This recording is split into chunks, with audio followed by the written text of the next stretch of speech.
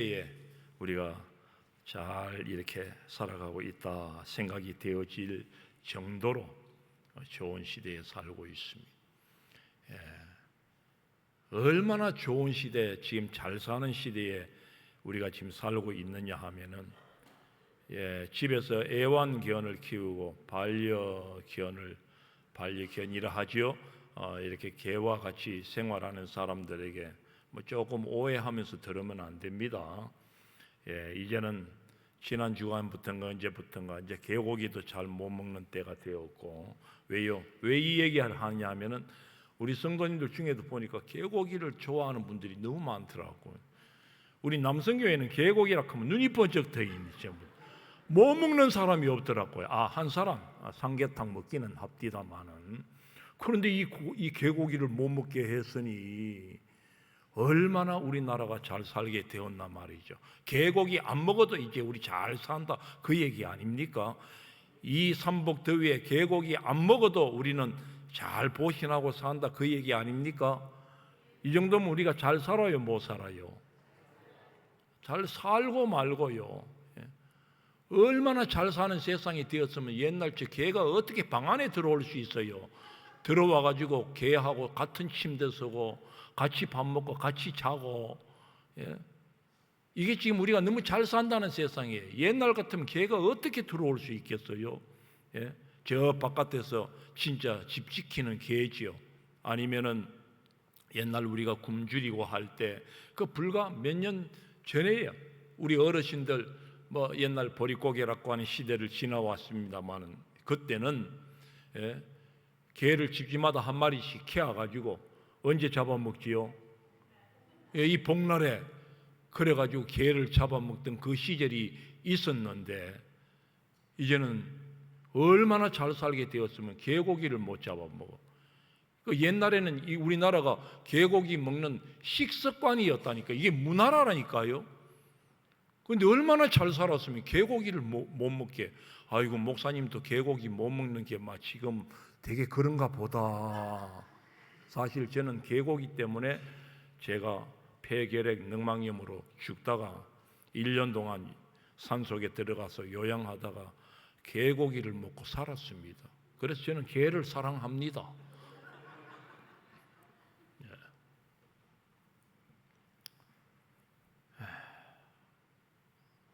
어찌 처음 시작하는 것부터 개를 얘기를 많이 했는지 모르겠습니다만은 그만큼 잘 산다, 그 말입니다. 우리나라가 그만큼 하나님의 은총을 받은 나라다, 그런 이야기입니다.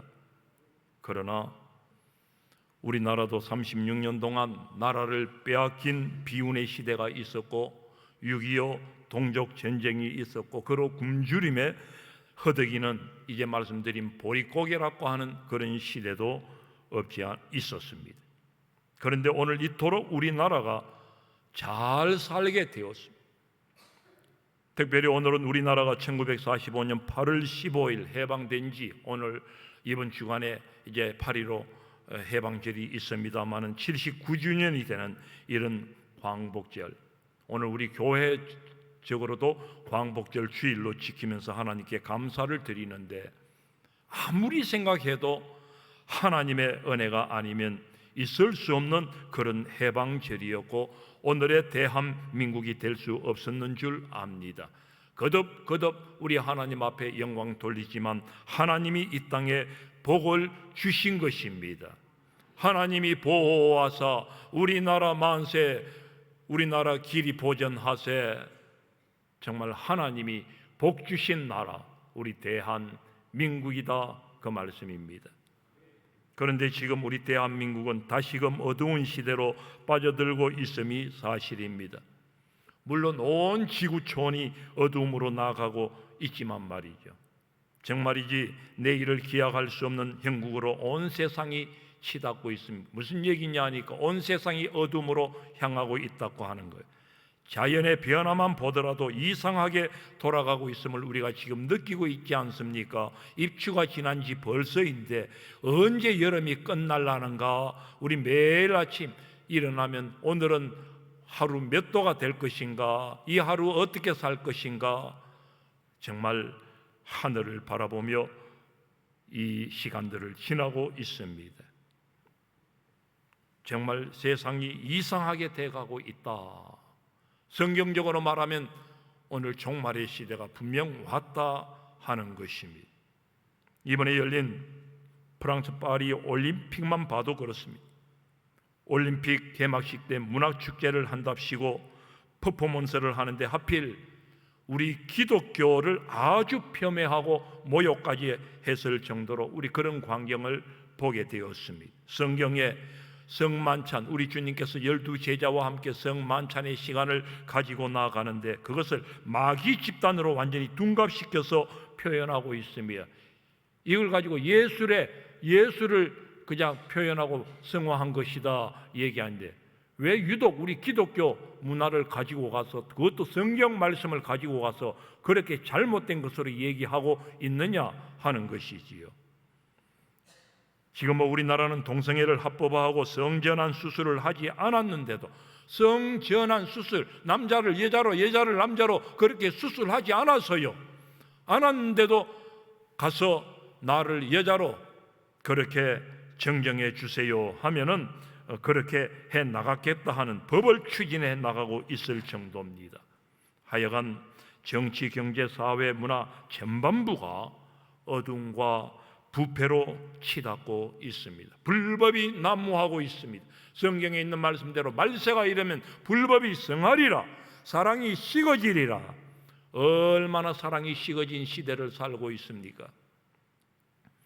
불법이 난무하니 불법이 성하고 30년 40년 무기징역을 형벌로 재판에서 때리면 뭐합니까? 있는 자들, 가진 자들, 또 높은 자리에 있는 사람들은 오래 가도 3, 4년 가면은 석방이 되고 사면이 되고 복권이 되고, 이게 불법 아닙니까? 그러니까 들어가면 언젠가 우리는 나올 수 있다고, 바로 나온다. 이게 지금 특히 정치인들, 이 나라의 지도자들이라 하는 사람들이 다 그런 생각 속에 있기 때문에 불법을 저지르고 행하고 해서 감옥 속 가는 것을 별로 어렵게 생각하지 않습니다. 정말 나라가 썩었어요. 이런 부분을 보면 썩었단 말이에요. 영적으로 우리 정안을 가지고 보면 너무 썩었어요. 문제는 이러한데도 우리 믿는 사람들이 더 정신을 못 차린다는 거예요. 우리 예수 믿는 사람들이 정신을 못 차린다는 거예요. 이런 때일수록 우리 예수 믿는 사람들이 더 거룩해야 되는 것 아닙니까? 더 성별된 모습으로 나가야 되는 것 아닙니까? 늘상 말씀드리지만 신앙생활이며 교회 생활이 아주 약해져 가고 있는 것입니다. 그저 내 마음대로, 그저 내 생각대로, 내 입맛대로 교회 생활한다는 거예요. 교회 다닌다는 거예요. 그래서 늘상 좀 열심을 가집시다. 오늘 왜 교회 안 나왔습니까? 오늘 주일날 왜 교회 안 보여요? 벌써 몇 주일 왜 교회 안 보여요? 목사님, 이제 제발 좀 그만 놔두세요. 좀 제발 귀찮게 하지 마세요. 지금 그러고 있단 말입니다. 오늘 말씀의 배경이었던 이스라엘 사사 시대와 하등 다를 바가 없는 그런 시대를 지금 우리는 살아가고 있습니다. 사사기 21장 25절 말씀에 보면은 그때에 이스라엘의 왕이 없으므로 사람이 각기 자기의 소견에 옳은 대로 행하였더라. 자기의 소견 옳은 대로 행하였더라. 오늘 말씀은 사무엘상 말씀이지만 시대적 배경은 여전히 계속되어지는 사사 시대를 배경으로 두고 있습니다. 이때는 왕이 없었고요, 제도화된 지도자도 있지 아니했습니다. 고작 이스라엘에 어떤 문제가 일어날 때마다, 아니면 이 민족이 옆에 족속들이 침입할 때마다 이 나라, 우리 이스라엘을 지켜야 되겠다 싶어서 하나님께서 내 백성을 지키도록, 그래서 하나님이 세워주시는 사사라고 하는 사람이 있어서 나라를 구원하곤 했던 때였습니다. 사사기에 나오는 말씀이지요. 당시 유일하게 제도화된 지도자는 제사장뿐이었습니다. 그래서 오늘 말씀에도 사무엘상 1장 2장에 나오는 엘리 제사장이라고 하는 이 제사장이 있는데, 당시에 가장 영적으로 최고의 지도자인 엘리 제사장마저도 가장 타락한 제사장으로 하나님 앞에 서 있었다고 하는, 그만큼 어두운 시대였다고 하는 겁니다. 그의 아들들 또한 제사장직을 계승하여 나갔지만은 성전 회막문에서 수종 들고 있는 여인들을 성폭행하고 그렇게 나갔던 제사장들이 말입니다. 그런 시대였습니다. 이처럼 영적으로 어두운 시대이다 보니까 하나님의 말씀도 희귀했다라고 성경은 전하고 있습니다. 이 무슨 말씀이냐 하니까 하나님의 말씀이 분명히 주어지고 있는데, 하나님의 은혜가 주어지고 있는데, 그러나 그 말씀, 하나님의 은혜를 받을 여력이 없었다, 그런 이야기입니다. 하나님의 말씀은 얼마든지 들릴 수 있는데 영적인 귀가 완전히 닫혀져 있어서 도무지 하나님의 말씀을 들을 수가 없었다. 그러니까 하나님은 안 계신다, 하나님이 어디 가셨는고, 자기들의 영적 귀가, 영적 눈이 멀어져 있는 것은 모르고 하나님은 안 계신다고 한 그런 시대였다, 그 말입니다. 그러니 엘리 제사장마저도 타락했던 것이지요. 사무엘상 3장 1절의 말씀입니다. 우리 다 같이 한번 읽어봅니다. 시작. 아이 사무엘이 엘리 앞에서 여호와를 섬길 때에는 여호와의 말씀이 희귀하여 이상이 흔히 보이지 않았더라. 도무지 하나님의 말씀이며 은혜가 주어지지 않았다. 아니, 하나님은 주셨다는 거예요. 주셨는데 도무지 들을 수도, 도무지 알아볼 수도 하나님의 은혜가 있지 아니했다 하는 것이. 여러분, 지금 우리 시대가 이와 다를 바가 없다고 생각이 됩니다. 포스트 모더니즘 시대라고. 예, 지금 또 우리 팬데믹, 그 코로나 팬데믹 시간을 한 3, 4년 시간을 겪어왔습니다마는 이런 시간을 지나면서 완전히 소중하던 가치들이 다 무너지고 자기들마다 각자 가장 즐거운 것, 그것을 최상의 가치로 여기고 삼고 나가고 선으로 삼고 나가고 있습니다. 이게 교회까지 영향을 미쳐서 교회가 급속도로 약화되어져 가고 있다고 하는 거예요. 아무리 신앙생활, 교회생활 그렇게 하면 안 된다고 해도 이제 말씀드린 듯 나를 좀 귀찮게 하지 말라는 거예요.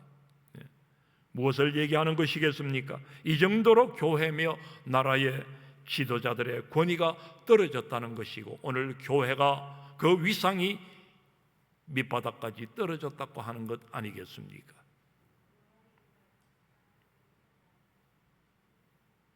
요즘은 정말 기도하기 위해 엎드리면 마음이 답답해집니다. 하나님, 왜 이토록 세상이 악해져 갑니까? 믿고 의지할 좀 제대로 된 지도자들, 아니면 늘 뉴스에 흘러나오는 게 정치 얘기인데 정치 얘기라도 좀 듣기 좋고 좀 희망이 있는 그런 정치 이야기면 얼마나 좋겠습니까? 좀 제대로 된 그런 정치 지도자가 주님 왜 아직도 이렇게 나오지 않고 있습니까? 겨우 얘기한다는 게 이 나라를 정말 산업화를 이룬 박정희 대통령 정도 이렇게만 얘기하고 있느냐는 거예요. 네. 그것도 그냥 박정희 대통령 하면 왈가왈부 양편으로 갈라져 싸우고. 네. 지금 진짜 정치 지도자들 싹 다 바꿔버리고 대통령도 하야하고. 네. 정말 새로 싹 시작했으면 좋겠어요. 그런 마음, 답답한 마음 있지 아니합니까? 없어요? 그런 마음? 그래도 윤석열 대통령이지요. 그래, 말은 하면서 기도는 안 해. 예. 윤석열 대통령을 위하면 대통령을 위해서 기도하세요. 기도.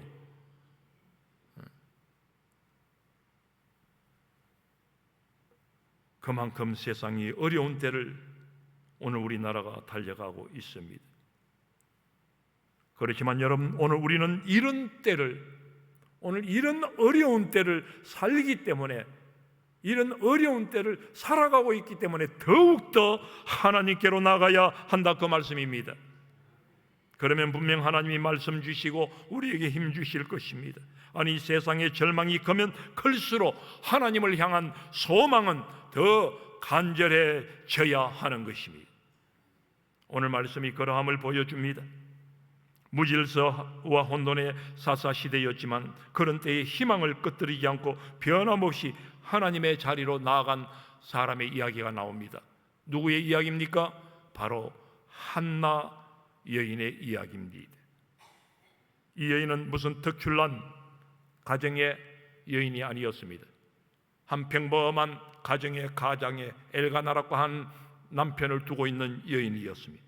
아니, 한나는 오랫동안 자녀를 갖지 못하는 아픔도 있었던 여인이었습니다. 절망의 시대를 살면서 누구보다도 힘든 삶을 살았지만은 한나는 하나님의 자리로 나아가는 기도의 사람이었다는 거예요. 이러한 한나를 하나님은 보시고 은총의 빛을 비추어 주셨으니 그녀를 통하여서 이스라엘의 위대한 지도자 사무엘을 아들로 주셨다고 하는 것 아닙니까? 아무리 힘들고 어려운 시대를 산다 할지라도 누구를 향하여 원망, 불평이고 탄식이 아니라 오늘 그럴 힘이 있으면, 그런 마음이라도 있으면 주님 앞에 나아가 기도하는 것입니다. 오늘 한나가 그러할지라도 나는 기도하러 가겠노라, 하나님 앞에 기도하는 여인이었다, 그 말입니다.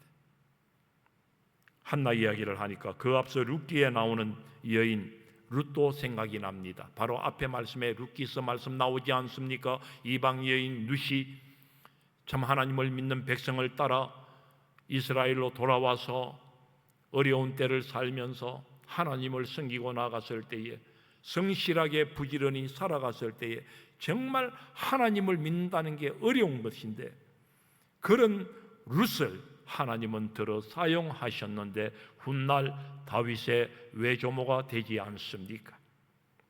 하나님은 연약한 자를 들어 쓰시는 멋있는 놀라우신 하나님이신 줄 믿습니다. 그래서 하나님은 대개 보면 가진 자보다 못 가진 자, 강한 자보다 약한 자에게 은총을 베푸시고 멋있게 사용하심을 봅니다. 고린도전서 1장 27절 28절 말씀입니다.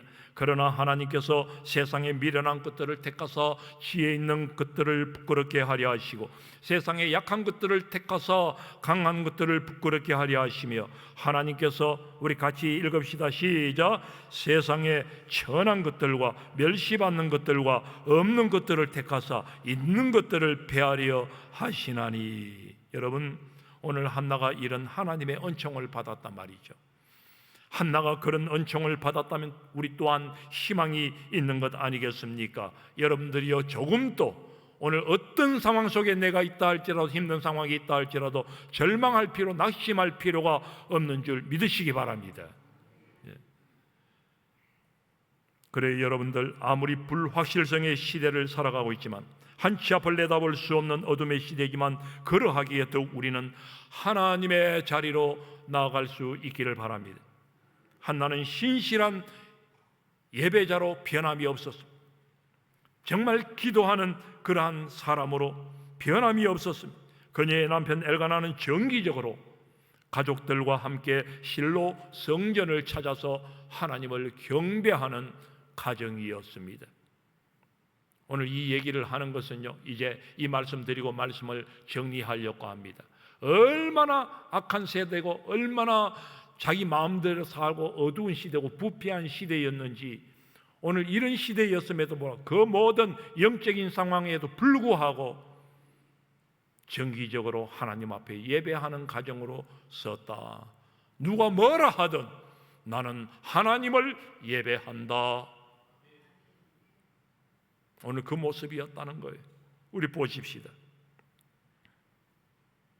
아무리 시대가 악하고 하나님 말씀이 희귀하고 제사장이 타락해 있어도 하나님께 나아가는 일, 기도하는 일을 멈추지 않았으니, 이제 말씀드렸듯이 당시 실로 성막을 지키던 엘리 제사장 그 두 아들 홈리 비느하서 정말 부패했습니다.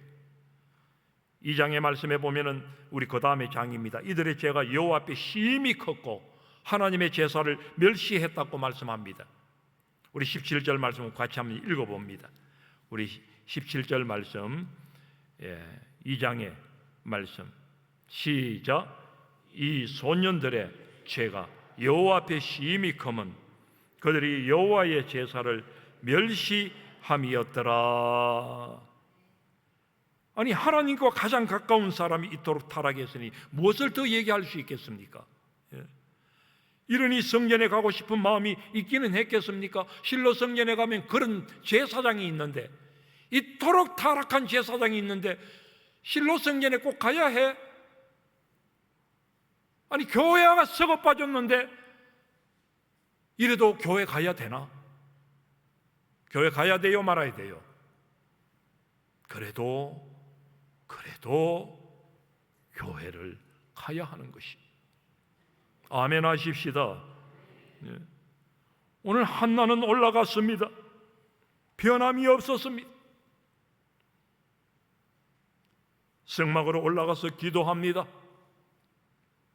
기도하다가 입술로만 엎저리면서 뭐라 그냥 속으로 중얼거리면서 속으로 간절히 기도합니다. 뭐라 기도합니다. 기도하니까 이 부패한 타락한 엘리 늙은 제사장이 얼마나 영적으로 아둔했으면 이 여자야 술 취한 채로 그러고 있느냐, 포도주를 끊어라. 그래도 지가 제사장이라고 기도해도 똑바로 기도하지, 술 취해가지고 술에 취해서 기도하고 있냐 이 여자야, 그렇게 얘기했다는 거예요. 진짜 한나는 하나님 앞에 마음을 토로하고 지금 속으로 너무 가슴 아파 기도하고 있는데, 제사장이라고 하는 작자가 이 얘기를 했을 때 얼마나 마음 아팠겠습니까?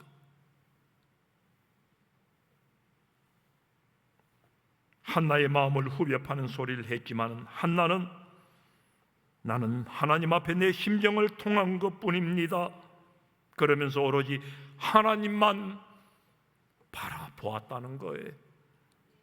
제사장이 무슨 소리를 하든 하나님만 바라보았다는 거예요. 오늘날로 말하면 교회가 시끄럽든지 말든지, 목사가 타락했든지 형편없든지 있든지 교회가 마음에 들지 않지만은 그래도 교회 보고 목사 보고 교회 가는 게 아니고 하나님 보고 교회 간다는 것입니다. 목사는 영 마음에 안 들지만은 그래도 주님의 몸된 교회니까, 하나님이 계시니까, 하나님이 피로 값주고 세우신 몸된 교회니까 나는 교회로 갈 거야. 교회로 가는 것입니다. 여러분, 우리의 믿음이 이러할 수 있기를 주의 이름으로 축복합니다. 환경에 좌우되지 아니하고 사람에게 좌우되지 아니하고 오늘 우리의 믿음이 오직 하나님만 바라보는 이 믿음이기를 주의 이름으로 축복합니다. 여러분, 정말이지 이 땅의 교회를 보면 실망이 클 수밖에 없습니다. 때론 세상보다 더 못한 모습들이 없지 않아 있습니다. 그래도 여러분, 거듭거듭 말씀드리거니와 교회는 교회요, 주님의 피로 세워진 하나님의 교회인 줄 믿습니다. 그래서 우리는 교회를 사랑하는 것입니다. 결국 한나는 어둠의 시대, 절망의 삶에도 불구하고 한결같은 믿음으로 주님만 바라보며 나갔을 때에 하나님의 은총의 빛을 받게 되었음을 보게 됩니다. 여러분, 세상이 어둡다고 해서 하나님이 안 계신 것이 아닌 것입니다. 말씀이 희귀하다고 해서 은혜가 전혀 없는 게 아닌 것입니다. 아무리 시대가 어둡고 메말라서도 하나님은 지금 또 어디엔가 누구엔가는 당신을 바라보는 그 신실한 믿음의 사람들 한 사람 한 사람을 찾으시며 그 사람에게 은총의 빛을 비춰주시는 줄 믿습니다. 말씀을 맺습니다. 누가 은총을 입으면 누가 이 나라를 살리겠습니까? 누가 이 어두운 하늘을 뚫고 한 줄기 은총의 빛이 비치는 곳에 머무는 사람일까요? 오늘 한나처럼 변함없는 믿음으로 하나님께 나아가는 사람입니다. 이런 믿음의 사람 한 사람을 통해 하나님은 그 시대를 살리시고 오늘 이 나라를 살리시고, 그리고 기도하는 오늘 한국의 기독 백성들이, 하나님의 교회들이 있기 때문에 하나님께서는 미래를 준비하면서 나아가실 줄로 믿습니다. 이 가련한 여인 한나를 통해 사무엘을 보내주셨듯이 우리가 낙심하지 않고 기도하면 하나님은 이 나라를 위해서 정말 위대한 하나님의 사람도 보내주시리라 믿습니다. 우리의 소원은 통일의 은총도 허락하여 주시리라 믿습니다. 기도합시다. 이번 주간 79주년 광복절을 맞이하면서 우리 기독 성도들은 하나님의 은혜를 배은망덕한 이 나라의 죄를 용서해달라고, 그리고 어두워진 이 시대가 다시 깨어나서 하나님의 은총의 빛을 받기를 원합니다. 주님 앞에 더 기도하며 나가는 한 주간 될 수 있기를 원합니다. 무엇보다 우리 성도는 어떤 절망, 어떤 힘든 상황이 펼쳐진다 해도 하나님의 자리로 나아가는 것, 더욱 예배의 자리로 나아가는 것, 아멘, 기도의 자리로 나아가는 것을 잊지 않기를 바랍니다. 언제나 하늘은 열려 있고 하나님의 은총의 빛은 임하고 있기 때문입니다. 우리 다 같이 일어나셔서 손 들고 주님 앞에 기도하겠습니다.